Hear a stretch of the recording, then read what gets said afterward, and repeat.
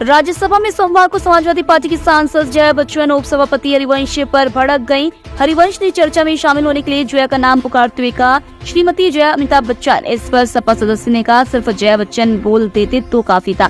ये जो नया चलन है उसके अनुसार महिलाएं अपने पति के नाम से जानी जाएंगी, मानो उनकी अपनी कोई उपलब्धि नहीं है।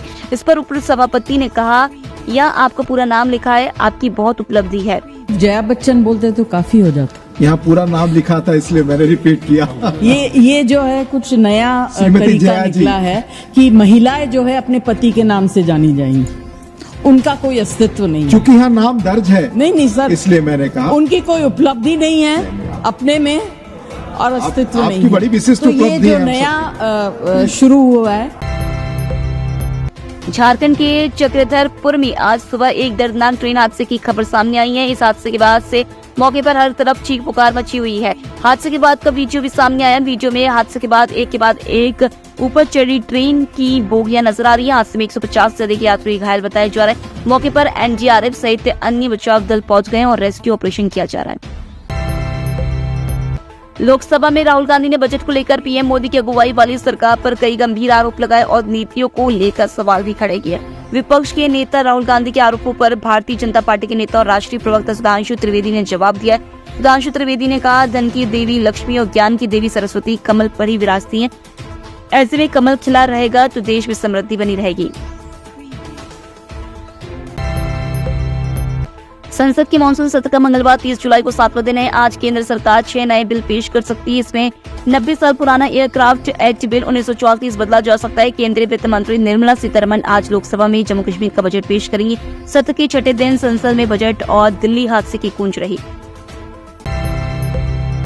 केरला के वायनाड जिले में भारी बारिश से मंगलवार तड़के भीषण लैंडस्लाइड हो गया। लैंडस्लाइड की कई घटनाओं में मलबे में दबने से 11 लोगों की मौत हो गई। वायनाड के मेप्पाड़ी, मुबदक्कई और चुरलमला पहाड़ियों पर लैंडस्लाइड हुआ है। रिपोर्ट के मुताबिक चुरलमाला शहर में एक पुल के ढहने के बाद करीब 400 परिवार फंसे हुए हैं। कई लोगों के घायल होने की खबर है और कई घर बहरघर हो गए हैं। दिल्ली के राव आईएएस कोचिंग सेंटर के बेसमेंट हादसे मामले में मुख्य सचिव नरेश कुमार ने सोमवार को राजस्व मंत्री आतिशी को पहली रिपोर्ट सौंपी है। उन्होंने कहा, डिस्ट्रिक्ट मजिस्ट्रेट को कोचिंग सेंटर पर बाढ़ के कारणों का पता लगाने का निर्देश दिया गया। वे जल्दी इसकी फाइनल रिपोर्ट सौंपेंगे। महाराष्ट्र के नवी मुंबई में हुए यशवी शिंदे हत्याकांड में पुलिस को बड़ी कामयाबी मिली है। जानकारी के मुताबिक युवती की हत्या का मुख्य आरोपी दाऊद शेख कर्नाटक से गिरफ्तार हो गया। जानकारी के अनुसार दाऊद ने कर्नाटक से उड़न आने के बाद यशवी को बुलाया और उसकी बहन से हत्या कर दी और भाग गया। शेयर बाजार में आज 30 जुलाई को फ्लैट कारोबार देखने को मिल रहा है। सेंसेक्स 40 अंक की तेजी के साथ 81,430 के स्तर पर कारोबार कर रहा है। निफ्टी में भी 10 अंक की तेजी, ये 24,850 के स्तर पर कारोबार कर रहा है। सेंसेक्स के 30 शेयरों में से 19 में गिरावट और 11 शेयरों में तेजी देखने को मिल रही है। निफ्टी के 50 शेयरों में से 32 में गिरावट और 11 शेयरों में तेजी है। बीते साल अक्टूबर महीने से इजराइल और हमास के बीच जंग अब तक जारी है। हमास ने इजराइल की सीमा में घुसकर नरसंहार मचाया था।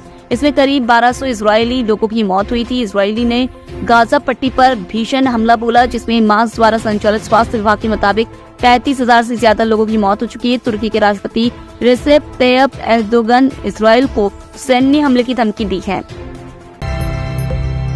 अर्जुन बाबुता ओलंपिक 2024 के तीसरे दिन ब्रॉन्ज मेडल जीतने से चूक गए। वह 10 मीटर एयर राइफल इवेंट के फाइनल में चौथे स्थान पर रहे। इस इवेंट के बाद उन्होंने एक बड़ा बयान दिया। उन्होंने कहा, निश्चित रूप से मुझे गर्व है। हम एक ऐसे शॉट पर ध्यान केंद्रित कर सकते हैं जो रिजल्ट को मेरे पक्ष में कर सकता था, लेकिन ऐसा नहीं हो सका।